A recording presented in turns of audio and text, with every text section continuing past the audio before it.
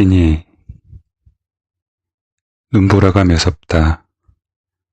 나는 우선 손을 뻗어 음식이 담겨 있을 만한 무언가를 찾아내려고 애썼다. 천막 안은 캄캄한 암흑이었다. 1분쯤 더듬었을까? 차가운 것이 손가락 끝에 닿는다. 같은 크기의 둥그런 쇳덩어리들이 층층이 쌓여 있다. 그래, 어쩌면 만두 찜통인지도 모른다. 맨 위의 두 통은 비어 있다. 오, 제발. 세 번째 통에 손을 집어넣는데 뭔가 단단하지 않은 것이 만져진다. 만두다. 나는 양손을 재빨리 놀려 세 번째 찜통을 끄집어내 가슴팍에 끌어안고 포장마차 한 구석에 쪼그려 앉았다. 만두는 다행히 얼지는 않았지만 빚어진 후 한 번도 익어본 적이 없는 날 것이다. 하지만 이거라도 좋다. 이것으로 충분하다. 입 안에 만두를 넣고 온몸의 온기를 모아 만두를 데운다. 긴 시간이 흘렀다고 느낀다. 그러나 만두는 익지도 않고 데워지지도 않는다. 혀를 이리저리 놀려보지만 입술과 혀의 온도만으로는 만두를 익힐 수 없다. 너무 오래 추위에 떤 탓일까? 입 안에 불이라도 질러야 하나? 생만두를 씹는 이빨 사이에 언 야채와 날고기가 끼어 서걱거린다. 세 번째 만두알을 씹어 삼키자 종일 접혀있던 창자가 둔탁한 소리를 내며 돌돌 말려있던 줄기를 펴는 소리가 들린다. 마치 홀이 접힌 연통이 뻐근한 소음을 내며 펴지는 것 같은 소리. 혹은 작은 북소리 같기도 하다. 그 작은 소리에 마음이 편안해진다. 그렇다. 이게 행복이다. 배부른 것. 배가 부르고 나서야 뭘 해도 행복할 수 있는 것이다. 일단 전철이 다닐 때까지만 버티기로 한다. 그러면 밤새 언 몸을 녹일 수 있다. 집채만한 바람이 포장마차를 쿵 때리고 지나간다. 포장마차의 바퀴가 도르르 구르며 옆으로 1미터쯤 밀려나다가 타이어에 묶인 체인에 걸려 쇳소리를 내며 멈춰선다. 물에 곱게 반죽된 밀가루와 질 낮은 생고기와 날두부와 갖은 야채들이 대장을 밀고 내려가며 불쾌한 조짐을 보이지만 나는 아랑곳하지 않고 계속 만두를 씹는다. 최대한 많이 먹어야 한다. 지금 바로 이 순간에 내가 먹어치울 수 있는 최대한의 양을 먹어야 한다. 포장마차 주인이 자리를 지키고 있었다면 아무리 날 것이더라도 절대 공짜로는 만두를 주지 않았을 것이다. 속이 걸레가 되더라도 지금 먹어둬야 춥고 배고픈 내일을 또 버텨낼 수 있다. 매맞지 않고 실컷 생만두를 즐길 수 있는 지금이 내 인생에서 가장 행복한 시간이다. 내 인생에서 가장 행복한 순간. 만두 탓일까? 조금씩 따뜻해지고 있다고 느꼈다. 하지만 착각이었다. 몸은 서서히 얼어가고 있었다. 혀는 미각을 잃었고 턱뼈의 움직임 역시 둔해졌다. 해가 뜨려면 시간이 얼마나 더 지나야 할까?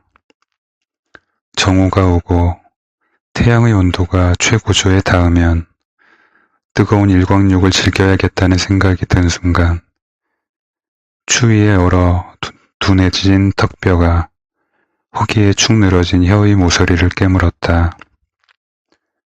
멍한 고막 안으로 으적 하며 혀가 찢어지는 소리가 작지만 힘있게 울렸다.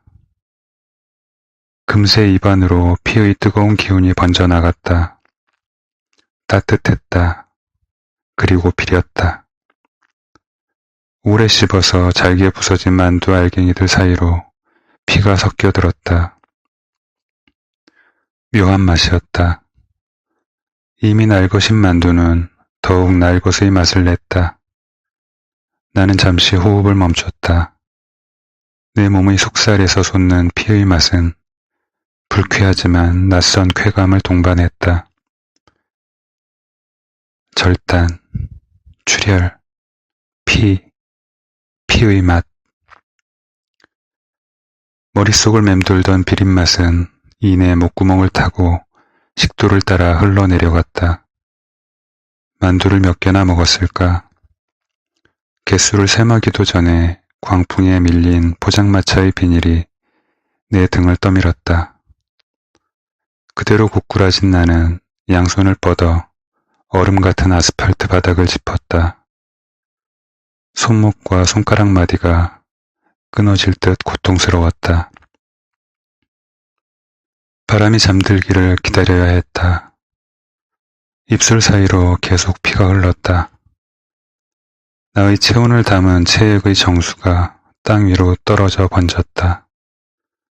나는 땅을 짚은 채로 먹은 만두를 모두 토해냈다. 심장이 뛰었다.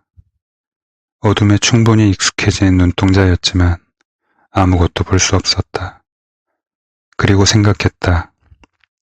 그래도 들키지 않고 누구의 방해도 받지 않은 채 만두를 먹을 수 있었던 건 정말 다행이라고, 다행이었다고.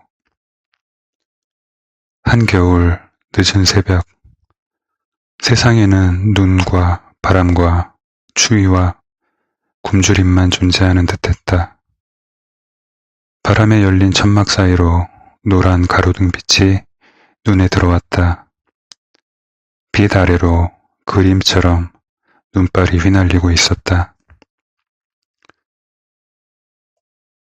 나는 지난밤 전철 역사 앞에서 우연히 지나쳤던 어떤 여자의 얼굴을 떠올렸다. 평생을 살아도 같은 얼굴을 두 번 마주치기 힘들 만큼 거대한 도시에서의 삶. 나는 어쩌면 두 번 다시 그 여자의 얼굴을 보지 못할지도 모른다 라고 생각하면서 동시에 이 도시는 거대하지만 생각보다 작은 도시다 라고 생각했다. 그것은 절망이기도 했고 희망이기도 했다. 작은 얼굴, 작은 어깨, 작은 몸, 작은 키였지만 종아리까지 내려오는 롱코트가 잘 어울리는 여자. 여자는 베이지색 롱코트 위에 피처럼 붉은 스카프를 메고 있었다. 나는 생각했다. 운이 좋다면 한 번 더 봤으면 좋겠다고. 가능하다면 봄이었으면 좋겠다고. 얇고 수수한 색의 꽃무늬가 새겨진 얇은 원피스의 그녀. 칼날 같은 바람에 작은 몸을 웅크리지 않아도 되는 계절에 자유로운 육신의, 자유로운 호흡의, 자유로운 바람처럼 자유로운 걸음을 걷는 그녀를 보고 싶다고. 그 모습을 볼 수 있다면 썩어가는 내 영혼도 잠시나마 맑아질 것 같다고.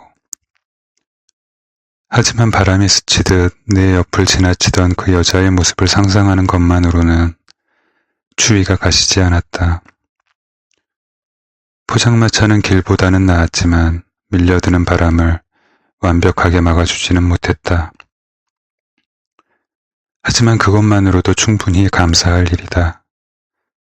겨울잠에 들지 못하고 산채로 겨울을 나야 하는 짐승에게 겨울은 길고 혹독한 계절이다. 바람과 눈과 얼음과 풍족하게 겨울을 나는 다른 짐승들의 따가운 시선을 피할 곳은 그리 마땅치 않다. 몇 시나 되었을까? 해가 떨어지고 난 후에는 사람들과 버스와 전철의 움직임을 보며 시간을 가늠할 수 있지만 가장 두렵고 길고 흐르지 않는 시간은 자정 무렵부터 태양이 솟아오르기까지의 시간이다. 깊은 어둠에 몸을 담그고 최대한 몸을 웅크린 채 오지 않을 것 같은 아침을 기다리는 온 몸과 온 정신을 토하듯 쏟아내어 인내해야 하는 시간. 그건 가장 추운 겨울의 가장 추운 시간을 가장 추운 길에서 보내야 하는 짐승에게는 가볍지 않은 저주다. 세상에서 가장 서럽고 슬픈 눈물조차 그 시간을 당기거나 미룰 수 없다. 신은 좀처럼 설득당하지 않는다. 신은 없어 라고 독백하듯 중얼거린다. 그럼 계절은 누구의 손에 의해 회전하지? 라고 중얼거린다. 계절이라고 중얼거린다. 바보 같은 대답. 사람조차 자신의 삶을 나누거나 합치거나 흐르거나 멈추게 할 수 없지. 하물며 계절 따위가. 신은 존재해 라고 다시 중얼거린다. 단지 나만 위해주는 신이 없을 뿐이지 라고 중얼거린다. 그러니 신은 확실히 존재해.